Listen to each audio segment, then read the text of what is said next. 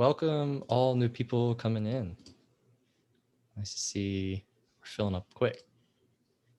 We're gonna wait till the 35-minute mark before we kind of jump into introductions or anything. Let people kind of transition from other meetings and stuff like that.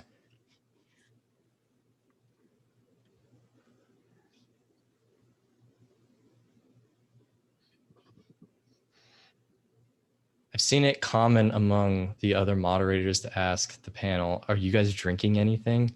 That's been a weird question I've noticed. Is anyone, I'm drinking water. I'm drinking coffee. Water. Water as well. Water. Big old glass.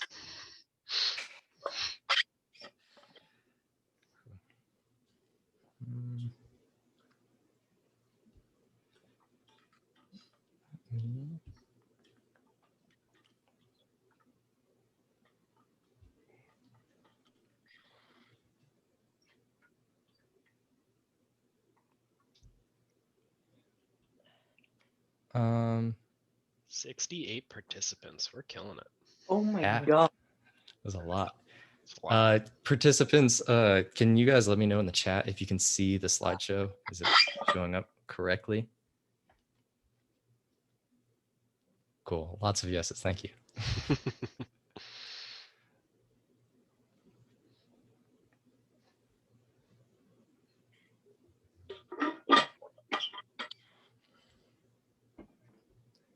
I think this is the biggest panel I've seen so far, or attendees, 67. At least the ones that I've been a part of.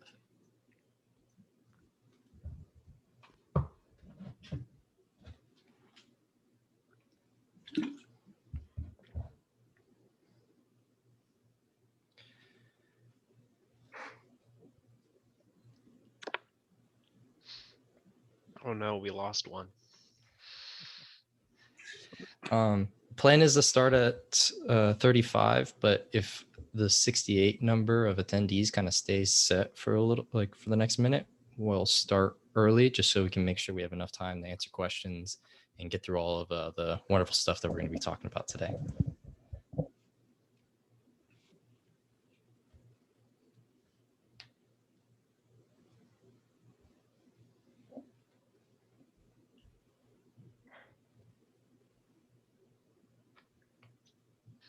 Mario, are you taking this from a Quidditch pitch?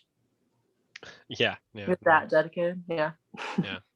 This is our PI's Quidditch pitch whenever we get to use it at some point.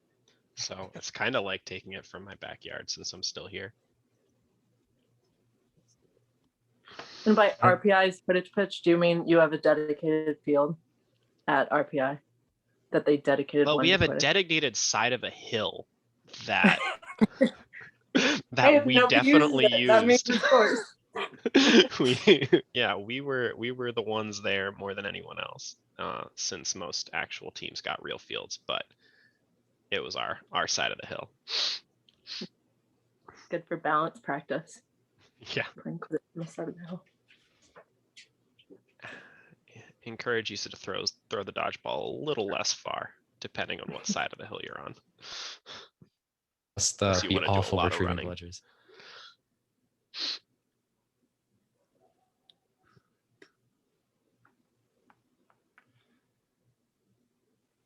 Cool. Well, it's kind of peaked a little bit in terms of participants, so we're going to kind of jump in right now. Hi, everyone. Welcome to Next Level Beating. My name is Tay. Quick thing about me, I play beater. Went to University of Texas, played for MLQ Outlaws, and I'm on the national team. But this panel is not about me. It's about our very wonderful panelists that I'll let introduce themselves right now. So Hallie, why don't you get us started? I'm Hallie Pace. I've played on Texas Quidditch for 4 years. I am now, I will be playing on Heat, and I played on Heat for 1.5 years. And I played on Team USA in 2018 and Austin Outlaws in 2018. That's my Quidditch story. Louis, do you want to go next? Louis. So I'm Louis Leomit. I'm from Belgium. Played since 2013 as a beater. I'm currently retired officially. I've been a part of the 2018 Belgium team. We were finalists. We lost the final against the US. And yeah, I played for Antwerp Quidditch, or played for Antwerp Quidditch. The team ceased to exist now. So. Hello, my name is Max. From Boston. I played originally at Boston University, moved to Quidditch Club Boston, play for Boston Knight Riders current, or not Knight Riders anymore. The Forge right now, and going to be joining up on the new Boston team Pandas, and been on USA for a few times now.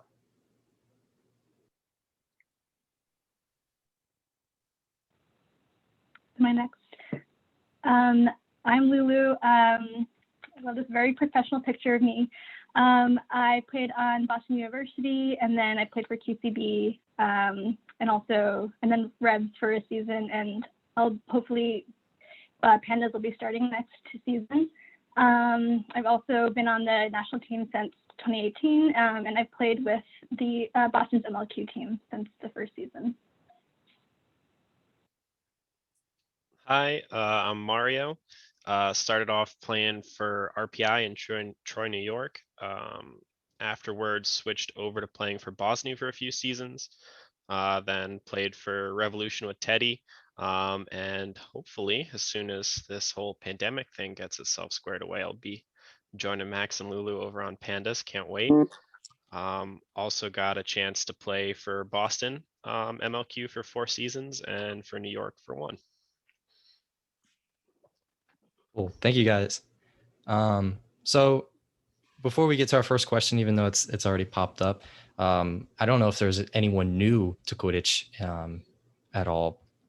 I sure hope so in this panel. But what beating is, I can kind of give a quick description of it. It's I like to think of it as like the defensemen in hockey, except they have dodgeballs, and instead of scoring, they can't score, but they help the offense to score, which are like the Quaffle players, chasers, things like that. They use the dodgeballs to knock out players, and you have to come off your broom, run back, tag it in the hoops, things like that. We have a lovely panel today, as they just described, just introduced themselves, very qualified. And so kind of jumping into our first question here, I'm going to aim it for Hallie first.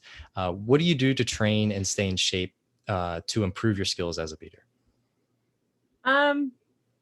So I've been pretty bad about it during the pandemic. I can't lie to everybody. But I have started to pick up running a lot, and I feel like runners do pretty well in Quidditch typically. So I'm forcing myself to go running. A lot of footwork drills is my favorite thing to work on. So getting ladders out, and I guess just trying to eat a little healthier during the season. So.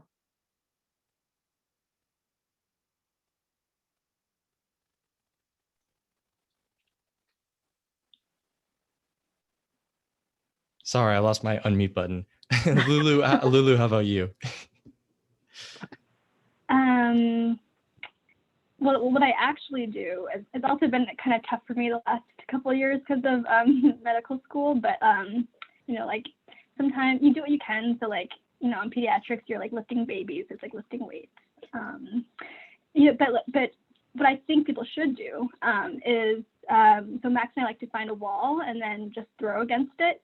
So when you do that, you're not only working on your accuracy and your strength, but you're also working on form. So I know like my throwing form can sometimes not be great because sometimes I throw like a pitcher and I like end up kind of like twisted over. And like as a beater, it can be really beneficial to throw and then also be in a position to catch, especially if you're in a beater duel. So things like that, working on your muscles and forms that way. And then for beating, I also think like short-term like power is really important because you're not always running consistently back and forth. It's more of short bursts of speed, and then you have time to rest. So like doing jumping drills and things like that, I think are helpful. Louis, how about you? Yeah. So I used to do a lot of running, a lot of interval training. Yeah, probably running I did the most. Apart from that, I used to go to the gym as well. I'm not too big of a gym goer, but I basically asked people who knew their stuff about the gym and sort of that what I should do to improve my throwing in the gym. And I used to work a lot on my shoulders at the time. And then, yeah, apart from that, just watching footage really to better understand what my opponent will probably do and understand tendencies so I could be prepared. I think that was a big part of my preparation as well. Mario? Yeah, I mean, similar to what everybody else has said, trying to kind of get back in shape, start getting into a routine more now that the pandemic's hopefully coming to a close. I had been in a really good routine back like last season before it all started, going to the gym and doing some running and stuff. But then right before everything started, I had a knee injury, so that didn't help. And then and then this all happened. So I think it's just getting right back into that routine. As far as improving skills, like Lulu said, finding somewhere to throw, super big. Thankfully, I've got Ashley with me, so I can throw at a person instead of just a wall. So that's really helpful. So that's fun. And then yeah, anytime we can watch film is huge. Love watching it, love dissecting it, especially when I've got Teddy or someone around to kind of talk about it with. Max, last but not least. Yeah, I would definitely say throwing wall is huge, really, really important because you get so many repetitions out of throwing, and you kind of go at it in different ways. One of the things I do, because we're not full-time Quidditch players, we all have jobs or in school, so it is really hard sometimes to stay on routine. But whenever you are training or in practice, it's just really, really hyper focused in those moments at least. And visualizing as much as possible of yourself in an actual game. That visualization, while throwing wall, etc., will help you naturally going into a game. Yeah, I think one interesting thing also just kind of everyone has mentioned is like it's repetition and skills stuff, whereas not as much where you would think like traditional strength training and like lifting as many weights as you can. That's one thing I've noticed a whole lot with a lot of the top tier beaters. It's I mean some do that just to be better and get better. But a lot of the commonalities between everyone is those repetition of skills and a lot of cardio as well. So Just now, oh, go ahead. Okay, just to add really quick, how everybody said throwing repeatedly against a wall. One thing, if you're trying less for a workout and more trying to be intentional about working on your throwing form or you're helping a teammate's throwing form, if you get out just a video camera, video 1 or 2 throws, and then look at it together and decide like what aspects to work on there, that can really help, especially if you're kind of the coach of your team.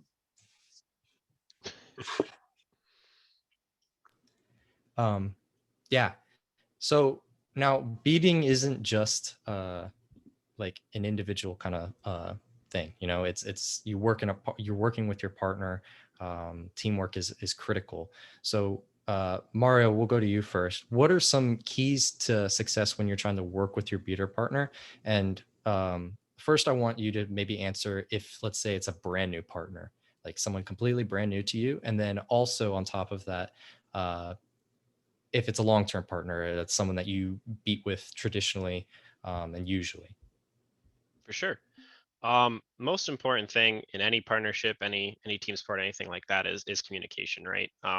You need to be talking to each other, ideally before you even get on the pitch, right? And definitely after a game, things like that. You want to discuss your game plan, your strengths, your weaknesses, and anywhere you want to try to experiment, right? When you're getting onto the pitch, especially with someone new, if you're a more tenured beater, you want to explain to them your game plan first and ask them what their strengths and weaknesses are so that you can kind of probably take the lead role a little bit in helping develop some way you want to work together, but make sure they understand where that role is, right? At the same time, anytime you have the opportunity to let them take the lead, switch roles, try new things out is going to be really, really big for their development and really big for creating a mind that can come up with strategy and develop on the fly, right? Because beating as a whole, the mental game is so much more important at times than just being in shape. So talking about discussing and that opening up that environment of thought and discussion is really big. So that's how I would approach it with a new player. If I'm hopping on the pitch with a more experienced person like Lulu, if we're gonna hop on together, do a rep after I've been with Leanne for a little bit, discussing briefly like, hey, what do you want to be doing while we're on the pitch together? Because each beater, no matter who they are, is going to have that little intricacies, little differences about their strengths and what they feel most comfortable with. So just discussing that ahead of time and understanding like, hey, in these situations, do you want to be the first one to throw, or would you rather clean? Do you want to be the person focusing on chasers? Do you want me to be that role a little bit more often? Like those kinds of discussions, and really being open to having them in between plays and on the fly is big. Louis, we'll toss it over to you next. Yeah, basically a lot of stuff that Mario already said. I think it's important if you're working together as beaters, you need to understand that a lot of times you won't see what you're doing. Like if I'm playing a top beater, I'm not seeing what my down beater is doing. So it's very important to sort of know what their tendencies are and what they're planning to do. And also to find a sort of a communication sort of language with quick words where you sort of communicate what you're going to do or what is happening, as you don't have a lot of time to like overly discuss on a pitch. You need to have some quick words to say, hey, I lost the ball, or I just got bladder control back. I think that's what will really help me to be more successful with my beater partner, to just have a language of between the two of us, or just sort of understood what we're doing whilst on pitch, basically. If that makes sense. Lulu, how about you? I agree with what everyone else is saying about communication for sure. And I also, the dynamic is just different. So I think like with a new beater, you have to really be positive because like, they'll make mistakes, and that's just something that you go with. If it's a more experienced beater, I think sometimes like, I think the gender dynamic does go in a little bit, because like for a new beater, like I'd want them to try most things. And then with experienced beaters, sometimes I feel like as a female beater, you still have to demand respect in ways. And so like my favorite type of beater to play with is someone who like is aggressive, likes to throw. And my least favorite type of beater to play with is someone who's aggressive, likes to throw and misses a lot. And so like that's a very fine line, and it can be the same person depending on the game. So you have to have communication and respect with that person. And then that person has to know that if they're missing a lot, like, I don't care if they throw better than me, like, I'm going to be the one throwing now. And like, they have to respect that you made that decision. So, like, that's, I think it's a key dynamic difference between like an experience, when you're playing with an experienced versus a new player. Hallie, yeah, unmute yourself. Go ahead. Just to add to what Lulu said, if they're missing a lot, they've got to also understand they're running a lot, because that's just part of it. Eventually, your partner is going to get tired of the running aspect. So if you're going to miss a lot, that's also part of your responsibility. But yeah, what Lulu had said, I think it's, to wrap it up into one word, would be adaptability. Those are my favorite people to work with that can adapt on the fly to your style, and you can adapt to theirs. And I think one thing that I've experienced as a female beater would be that it's just understood that you should be the more adaptable one. And I really think that we should work on just all beaters all around should be more adaptable to each other. So the more adaptable you are to another person's style, the better. So the more styles that you can study and see how they react to different things, definitely the better. I just want to Max. say one more thing on that the two of them just kind of reminded me. Be open to criticism from your partner, right? Like when you're in a situation, you've got a very limited perspective to yourself of like what's going on and what you're dealing with. most of the time your beater partner, especially just the way the dynamic has worked out in Quidditch up until this point, a lot of times the female beater partner has more vision. Like they know what they're seeing. They do so much more, right? Whoever's in that secondary role, that pass, if you want to call it passing role, support role, whatever you want to call it, right? The person who isn't doing the duel has so much more frame of vision and can give you really, really useful information about what you're doing and how you're playing. So like be open to listening to them, right? Be open to that criticism.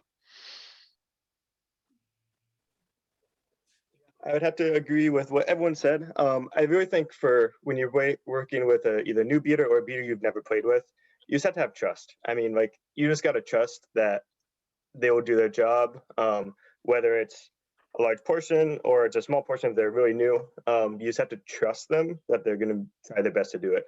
If you don't have that trust, then you're already off to a bad start. You're going to try to do too much to handle. You're just going to end up overexhausting everything you do. With beater partners that you've played with a long time, Lulu, for me, is really that honesty of like exactly what you said, of knowing when you're trying to do too much, and taking that criticism of like, hey, I got this now. Now I'll fill in this other role. It's a lot more with working with experienced beaters. Is a lot more understanding that you're both at a really high level, and both of you are interchangeable. So you can, however, what works for the team and whoever is really playing well that game, does certain aspects of the role. Yeah. And kind of, I guess we'll go jump into our next question here, and kind of taking off the idea of what Mario was saying, where the player that doesn't have the ball has a lot more vision. And I think that there's, traditionally, we can openly admit it, that it's a lot of the times in Quidditch that it's been maybe the male with the ball and the female without the ball a lot of the time. And I think that we need to make sure that we're becoming more comfortable with that. That's not the norm. And so as the unarmed beater, what is something that you can do? Because like, you're not just out there without a ball and you're not doing like, you're not what's the word I'm looking for? You can be productive. That's the thing. There are very important things that you have that you can do to the game. So Max, I'll throw it back to you so you're not the last one answering this time. What are some of the most important things to be looking out for when you're that unarmed beater? I can't lie, it's definitely like when you're an unarmed beater, it definitely seems overwhelming at times, because with the other beaters, with budgers, it feels like you can't be as effective at times. But that's just not the case. If you communicate with your partner and you have a game plan of how you want to handle situations, you can fully support your beater with a budger. You can make plays on your own. There's a lot of nuances to each kind of scenario of how you can handle it. But the biggest thing is you can't stop playing. You have to be productive, and you have to keep communicating with your partner the whole time. Lulu, do you want to go next? Sure. So I did actually make a video on this last year that goes into like detail about what you should do on offense and defense. But I think, I guess, to summarize some key points. So as Max said, like working with your partner is key. There's like only so much that you can do, like so much you can like, swat the ball out of someone's hand. A key thing is to not get beat out if a play is happening, because if you're beat out, like you're out of that play, and there's a 2-on-1 advantage for the other team. So I guess stay like just outside the play until you get in, until the plays actually happen, so that you can be effective. And then actually we'll just keep it there, and everyone else can answer. Louis, do you want to go next? Yeah, sure. Yeah, a lot of things have already been said, but I think it's important to understand that whenever you can force your opponent to be passive, then that's a good thing, because a lot of times you will feel like you can't really do anything when defending, for example. But if you can sort of force them to not be active and make beats and plays, that's a really good thing, even though it looks like you're just standing in front of someone or something. Like understanding that that's something that helps your team a lot when you can force someone else to be passive. I think as an unarmed leader, what could be very important in like regaining budget control is understanding what your opponent is going to do. So let's say you were playing against someone who likes to throw back a lot instead of resetting, then your positioning will be different than someone who resets more. Even if it's in a certain game and they just don't throw that well or something and they feel like resetting more, and then just make sure your positioning is more anticipating on the reset rather than them throwing back. So yeah, I would point those things out. Hallie?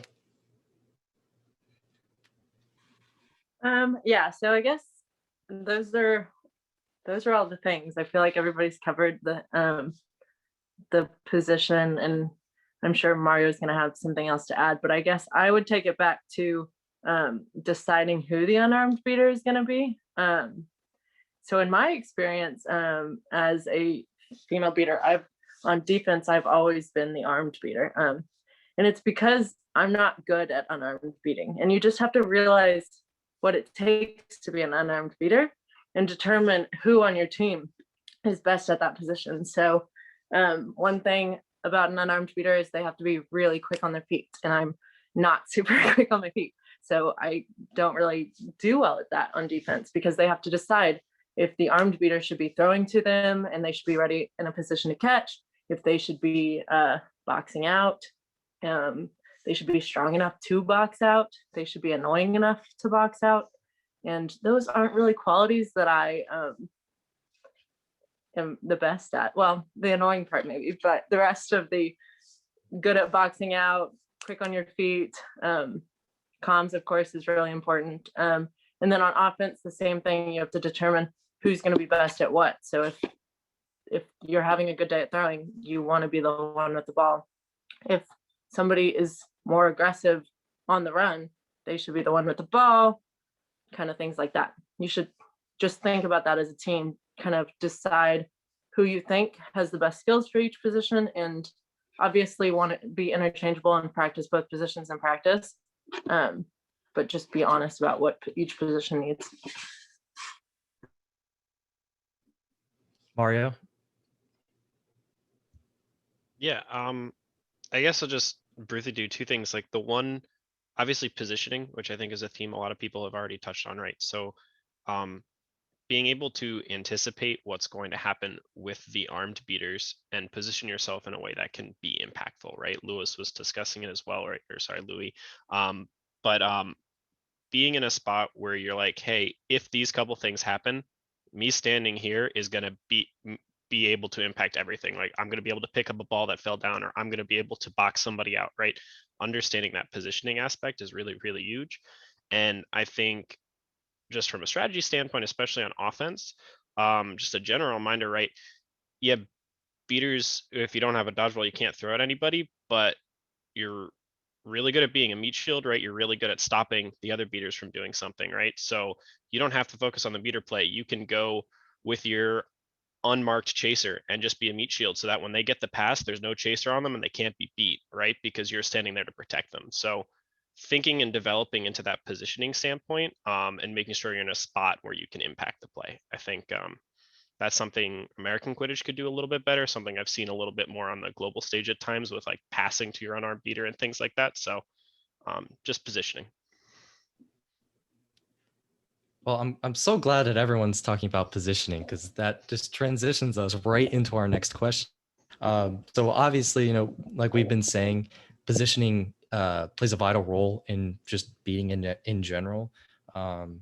Where you stand in the pitch, whether it be 2 feet forward or 2 feet back, can mean the world of a difference in an interaction, in like an offense or defensive play. So we'll go to Louis first. What are some of the different positioning styles you've played under? What do you think is maybe most effective? What are your favorite? I mean, I kind of want you guys to go however you want with this and talk about positioning in your own experience. Yeah, I do find this quite hard to answer or something. I don't really have a favorite one or one I'm like. We normally start top bottom sort of, and then diagonal. But it's so like it can change anytime. It depends on who has the ball, who is the ball carrier, what are they're going to do. Like if they tend to shoot a lot, you don't want them to go to the center, so you try to push them to the side. Also, like if the like you'll sort of start in the position you prefer, which for me is like top bottom in a diagonal line. But whenever the beater is attacking you, if you're a front beater, then you'll just adapt to whatever the space they give. Or like if my positioning is not great and I feel like I should not be standing here because I can't make a throw or something, what I like to do is sort of bait them to throw so I can make a reset and then get my ball back to then get in a better position because they're regaining their ball and I can go back in the position I'm more comfortable in, if that makes sense. So for me, I don't really have a preferable positioning or something. It just depends on what the offense gives you, and also depends a bit on how you're being attacked, if that makes sense. Max, do you want to go next? Yeah. Yeah, like Louis said, it's pretty hard to describe all the different positioning styles I've kind of played, but I would say like traditionally something I've always done, always through all my years of beating is I always on defensive end, if I have budget, I always start really, really high, up high, and then slowly move back to hoops. The reason why is I don't want to give up space freely. Giving up space freely just allows offensive beaters to really get away with what they want to. And so I always want to be in position that I'm threatening, no matter what. Always threatening. Whether I act on it or not, that's another thing. That kind of depends on our strategy at the time, etc. But yeah, I mean, there's a lot of different positions you can play, whether it's front and back, side by side, kind of like a hoop zone, and all of them kind of have their positives and negatives. But I would say that definitely for my favorite, I like being very aggressive, a little bit too aggressive at times. I've been kind of known that, which leaves gaps behind me. But for me, that's where I have the most fun. And yeah, I'll end it at that. Lulu, how about you? Yeah, I agree with all of that. So I think it's like you can't really fit one specific beating strategy to any person, because I think anytime you talk about beating strategy depends on like what beater you're talking about, who their partner is, and who the other beaters are, and like those, and probably also chasers and throw those in. Like those factors all will affect kind of your positioning and the strategy that you pick. And so generally, like my favorite though, kind of like Max said, is I love playing fast and aggressive, and like I love moving and like taking up space. And like Max likes pressuring the beaters, I love pressuring the chasers. I just want the chasers to feel like they're never safe. Like it doesn't matter if they are doing all the right things. Like if their beaters can't keep up, then we'll be attacking at any point. And so generally, I think we play that until we play against beaters who can match us, which unfortunately at high levels, like a lot of them can match us. So then that point we have to like rein it back a bit at times, and like we'll probably play more conservative than I would like. But generally, yeah, just like find what works best for you. And so for me, like my strength is my movement and not just on my arm, which is why I like playing with movement and covering space. Mario? Yeah, so people have touched on a lot. I guess I'll say defensively, my favorite positioning is more of a diagonal. We called it pendulum when we were at RPI, but setting up kind of similar to what a lot of beaters set up when they're doing snitch on pitch, where you try to have that diagonal line up across from the snitch, keeping the other team away. The way I really like to set it up and the reasons for it, I like to set up where whoever's playing the higher up position, with me and Leanne, that's usually me. I'll be up higher. I like to be the opposite side of the pitch as the quaffle coming down, and have whoever's the back beater be on the side of the pitch that the quaffle's coming down. That way, when you make that line, you make that diagonal, you're pushing them out towards the sideline, right? I think that's really cool when you're playing in a beater pair where both beaters feel super comfortable taking either role. With which I feel really good about me and Leanne. Like we like both being aggressive, we like both being passive. We're very good at either side of the game. So the flexibility that that positioning allows is personally my favorite defensively.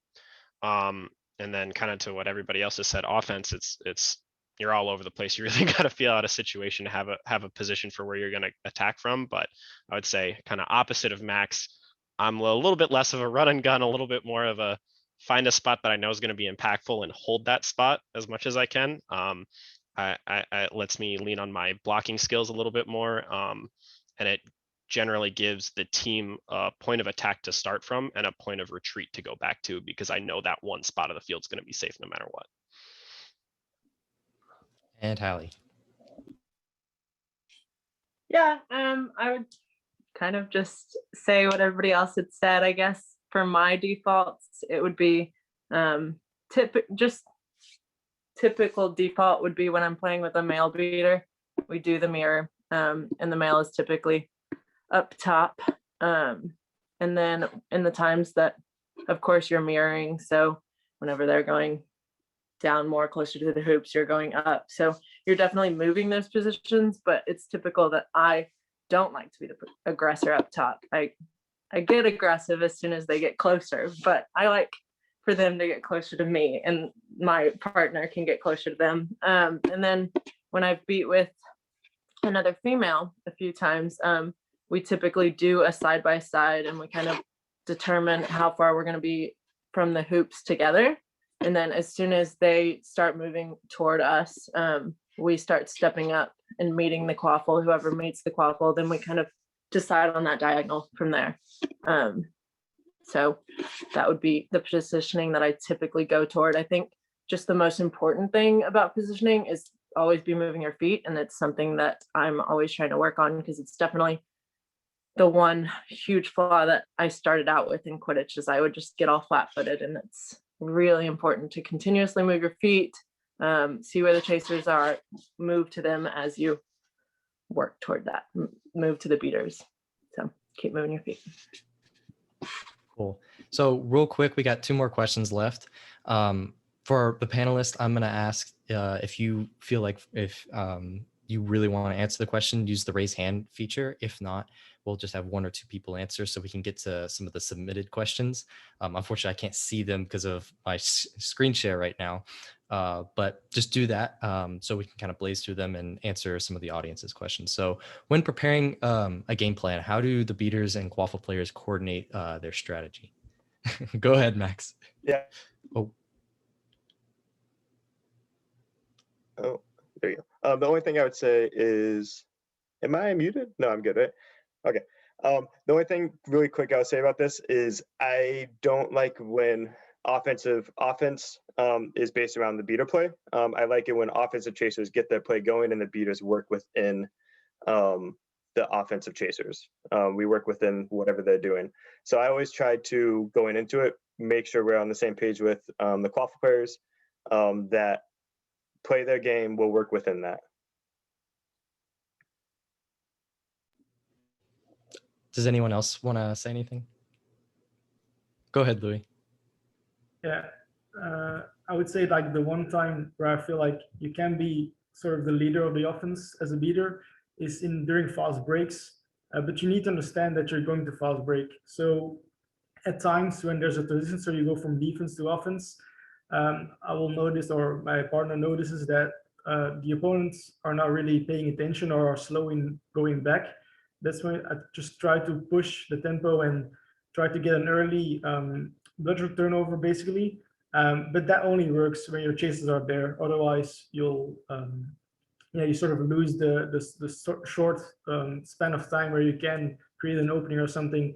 But I would say those kind of things you need to indicate at practice or like on the forehand, because it's really hard to sort of do it without telling your chasers that that's one of the things you're looking for. So I would say, as a beater, the one thing where you can like sort of start the offense is during fast breaks. Otherwise, it's more what Max said, that you're sort of adapted to whatever your chasers are doing.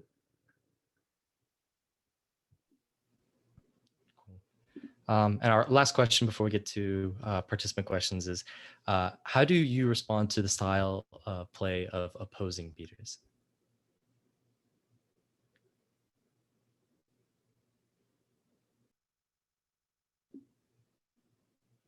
Anyone want to take this question?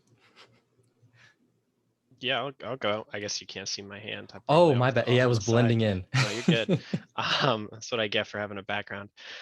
Um, so I think this is really big, and something you should talk about again with your partner ahead of time. Because right, generally speaking, especially at the elite level, you'll have some kind of concept of what the other team is going to be trying to do. But even if you don't, just a quick discussion of what you and your partner want to do when you're dealing with overly aggressive beaters, when you're dealing with kind of passive beaters, and when you're dealing with really dominant quaffle play, right? I think those are kind of the three things I would discuss from a strategy standpoint ahead of time, just so you're prepared and have a minimal game plan going into it. And then once you're there, on the fly understanding things. If things are working, keep doing it. If things aren't working, throw any other look at it, right? So with me and Leanne, if we go up on offense and I try to beat a couple people out, make a play, and like 2 or 3 offenses in a row, it's not working, I don't get the ball anymore. She's got the ball. She's gonna go do something, right? We're gonna try something completely different, right? And be open to that and be ready to try something new. But yeah, that communication ahead of time is gonna help a lot. Just to add on to what Mario had said, it's important to always be talking on the sideline. So like he had said that you got to be willing to change things up in the game. So as soon as you get off the field, talking to other beaters, talking to your beater partner, continuously talking on the sideline about what's going on in the game, who's throwing the ball, how's this, how's that going. So just sideline talk is really important when it comes to this. Cool. So let me end that and I can open up the Q&A. Here. Can the panelists see one as well? Or can you guys see the Q&A? If there's any that I'm just now seeing them. If there's any that you want to immediately answer, please go ahead. To put you on the spot, Lulu, but do you want to answer the holding and throwing dodgeballs if you have smaller hands? Yeah, I was just looking at that one. So I do think like that affects the way that I throw a lot. So when the ball is like nice and grippy, I can hold it like a normal person, and like when it's not, like if it's like muddy or whatever, like I have to hold it in a certain way where I'm like gripping it like this. Does that make sense? So like I can't throw it as far, but like I have control over the ball. And like I try and tell people, like, because a lot of people do ask me about this, and I try to show them in person, and like some people are able to do it, some can't. The death grip, yes. So it's not ideal, but it's like this is the only way I know how to deal with having control over the ball, because otherwise it's like hard to just like balance on your hand. Yeah, ideal scenario is just to have like new balls for tournaments. But if anyone has better options, let me know. One question. Oh, Hallie, go ahead. Sorry. Nope, wasn't. I don't. Oh. Shouldn't have off mute. That was my bad. One question I keep seeing comment in here is how often or how do any of you maybe utilize tackling as a beater? Hallie or Louis, go ahead. Yeah, so I don't really like using tackling as a beater because it's pretty easy to defend against. I think the only instance that it's useful is when it's unexpected. Like, for example, what I'll sometimes do is I fake the throw, I throw my ball back at my own hoops, and then I'll go for the tackle, because then they'll sort of flinch and you can go for a tackle. But I would say it's quite easy to defend against. So try to use it only when it's sort of a surprise, when you can take them out of play without losing your own ball. That's when I would use it. I mean, there are people who are more comfortable with it, but that's not really my style. I agree with you completely. I am not a physical beater when it comes to offense in terms of tackling, because to me, I have so many more options, so much power if I have the bludger in my hand. Like I can do so much more. And I agree though, like there are instances where you can definitely be a surprise and quick and throw it back to your partner while you go for a hit. But to me, I love it when other teams drop the ball, their bludger at like their hoop in midfield with a partner and they just come running up without a budger. I love that because it's so easy to defend. So yeah, keep that budger in your hands as often as possible, in my opinion. I did kind of, Hallie, I'll put you on the spot a little bit as someone that's been tackled a lot by you. How do you kind of you utilize it maybe a little bit more than what Max and Louis are suggesting for? Well, the only reason I utilize it is because I got into the sport to try to tackle people. So I'm having a hard time letting that go. But it's becoming more and more apparent that it is not the best strategy. I think the only reason when I end up using it is when they're just really disrespecting me and not looking at me at all while I'm right in front of their face. So just kind of wrapping them up has been something that gets the ball out of their hands, because they'll tap me and hopefully my beater's ready to go get that ball. But I think something that I thought of during the pandemic, I haven't tried it yet, is instead of tackling at that point, getting beside that person and hooking their arm while my beater is throwing at them. It allows for my beater to be able to throw, and their throw is not going to be nearly as strong.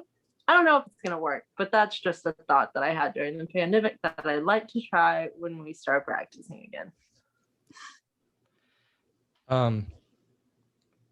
We're running out of time here, but I want to try to squeeze in this question.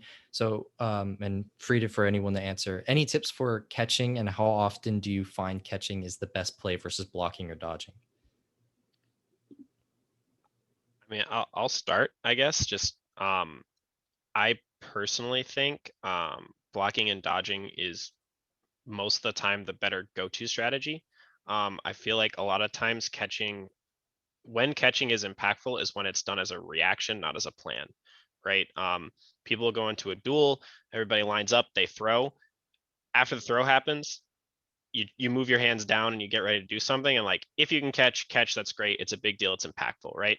But if you don't have a ball, or if you aren't planning on throwing your ball, is kind of a better description of it, like intentionally planning to try and dodge or intentionally planning to try to block, you're going to have a much better success rate from what I've seen.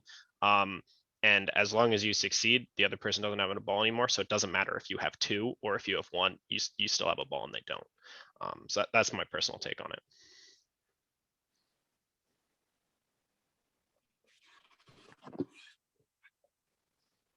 Go ahead, Louis. Oh, Louis, you're muted. You're muted. Can you hear me now? Yeah. Yeah. Okay, cool. Yeah, like Mario said, it can never be a plan, or like, especially like the better beaters you play, you'll notice it becomes really hard to catch balls. You know, like just being ready to catch is, I think, the most important thing in terms of catching. And one thing I like to do as well is sort of raise my leg and try to like tuck in my belly a little bit, so the ball will come sweetly into my belly if it would be in that place. But I think also, just like at practice, when you throw, try to get your hands ready immediately. Also, one thing I noticed when I was playing the US, for example, in the final, like Lulu came up very high as a original lower beater, like knowing that that's a tendency of hers. So whenever you're done with Max, she might still be coming. So you need to have the hands ready, and I didn't do that in the game, so I got my ass whooped for like first 7 minutes. But I think it's just a sort of expecting that it might happen is a really important thing. Okay. Well, if we didn't get to your question, I have copied and pasted all the ones that I could, and I'm going to post them into the Beater Slack channel, so panelists can hop in there and answer them. Or if there's any beaters in the chat that want to answer, feel free to keep the conversation up. I want to thank all of our wonderful panelists for coming out and sharing their knowledge and everything. And I want to thank everyone that showed up and listened and interacted with us. Really appreciate it.